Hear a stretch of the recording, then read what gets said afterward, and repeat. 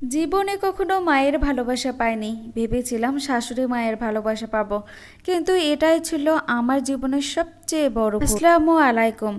আমার বয়স যখন 6 বছর ছিল, তখন আবার আমার মা দ্বিতীয়বারের মতো প্রেগনেন্ট হয়েছিল। আমরা সবাই অনেক খুশি ছিলাম, আমিও তো অনেক খুশি ছিলাম, কারণ আমার এবার ভাই হবে। আমার বাবাও অনেক খুশি হয়েছিল। দেখতে দেখতে ডেলিভারির দিন চলে আসলো। আমার মাকে ডাক্তার বলেছিল আমার মা যেন হসপিটালে গিয়ে সিজার করে। আমার মায়ের নাকি কি জানি সমস্যা ছিল, কিন্তু আমাদের তো অত সামর্থ্য ছিল না। আবার আমার দাদিও বলতেছে ডাক্তারগুলো এমনি বেশি বেশি বাড়ায় বাড়ায় বলে, থাক অত দরকার নেই, বাসায় হয়ে যাবে। দাদির কথার উপর দিয়ে আবার আমার বাবাও কিছু বলছিল না। আমার বাবা বলছিল তাহলে ঠিক আছে। এদিকে আমার মা ব্যথায় প্রচণ্ড চিৎকার করতেছিল, আমিও অনেক কান্না করতেছিলাম। কিছুক্ষণ পর আমার ভাই ঠিকই হলো, কিন্তু আমার মা দুনিয়া থেকে একেবারের জন্যই চলে গেল। তখন তো আমার বাবা একদম ভেঙে পড়েছিল। কি করলাম, আমি যদি হসপিটালে নিয়ে যেতাম তাহলে হয়তো এরকম হতো না। দাদি আবার আমার ভাইকে কোলে নিয়ে এসে আমার বাবার কোলে দিল। আমার বাবার মনটাও একটু শান্ত হলো। আমার ছোট ভাইয়ের দেখাশোনা সবসময় আমার দাদি করতো। এক সময় আমার দাদিও ধীরে ধীরে অসুস্থ হয়ে পড়লো। সবাই বাবাকে বলল বিয়ে করার জন্য, কিন্তু বাবা তো কোনোভাবেই রাজি হচ্ছিল না।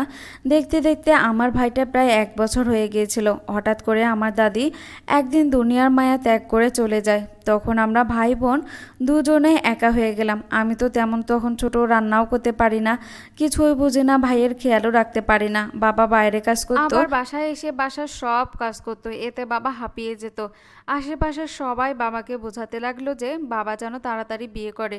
প্রথমে তো বাবা কোনোভাবেই রাজি হচ্ছিল না, তারপর সবাই যেহেতু বলতেছে তাই বাবা আবার বিয়ে করলো। নতুন মা ভালোই ছিল, আমাদেরকে ভালোবাসছিল, আমার ভাইকেও অনেক ভালোবাসছিল। প্রায় 2 মাস পর মা আবার তার আগের ঘরের ছেলেকে নিয়ে আসলো। আমরাও খুশি ছিলাম, আমরা তিনজনে অনেক খেলা করছিলাম। কিন্তু 2-3 দিন পর তার ছেলেকে কোনোভাবেই নাড়তে দিচ্ছিল না। আমার ভাই তো কিছুই বোঝে না, সে যদি একটু কিছু চাইতো বা কিছু বলতো আমার ভাইকেও মারতো, আমাকে তো মারতোই।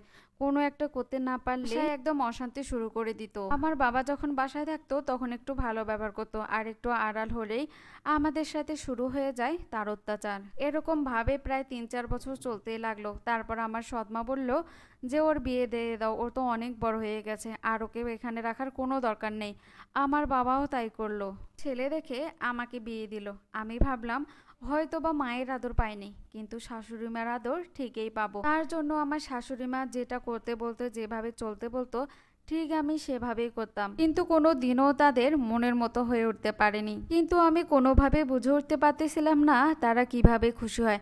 আমি তো প্রতিটা কাজে করে দিতাম, তাদের সব কথা শুনতাম, কিন্তু তারা যে কি চায় আমি আজ পর্যন্ত বুঝে উঠতে পারলাম না। আর আমার স্বামীর কথাই বা কি বলবো, সে তো কখনোই আমার পক্ষ নিয়ে কথা বলেনি। আমি এত কাজ করতাম, কখনো বলতো না যে আমার বউ এটা করছে ওটা করছে, সব সময় তার মাকে সাপোর্ট করতো। আর তাদের মুখের ওপর আমি বা কি বলবো, কারণ আমার তো যাওয়ার কোনো জায়গা ছিল না।